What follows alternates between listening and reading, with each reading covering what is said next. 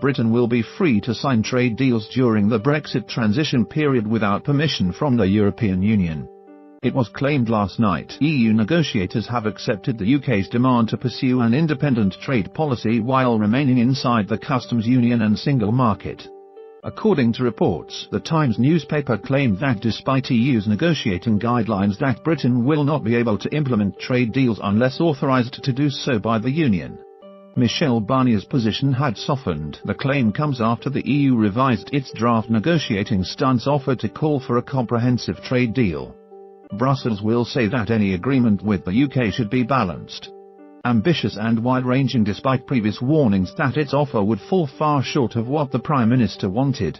The decision to open up the offer was taken after member states wanting a more favourable deal with the UK objected to the rigid approach in draft negotiating guidelines revealed last week. This will prove encouraging for British negotiators, as the EU prepares to rubber-stamp the start of Brexit trade talks during a highly anticipated summit in Brussels next week.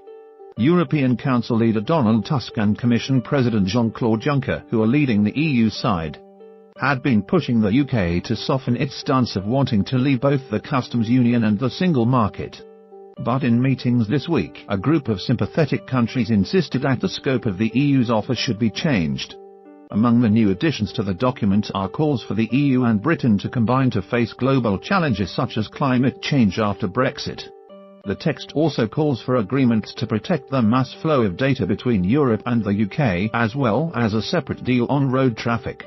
While the updated guidelines suggest the EU is more willing to discuss the kind of deal wanted by Britain, the document also spells out opposition to key elements of Britain's approach. EU diplomats pushed to further quash Chancellor Philip Hammond's hopes of reaching a deal to allow the City of London to operate across Europe after Brexit. States such as France and Germany are also adamant that any agreement cannot be seen to be as good as current EU membership because it could encourage other countries to leave. The document also bolsters a push by the EU to encourage Britain to remain part of the customs union as part of a deal, which has been ruled out by Mrs May. The EU has wasted billions in taxpayer money to help end corruption and political oppression in Turkey. According to a damning report, the bloc's own auditors said £8 billion in donations, including hundreds of millions from the UK, had little effect. The funds, handed over between 2007 and 2020, were intended to prepare Turkey to join the EU.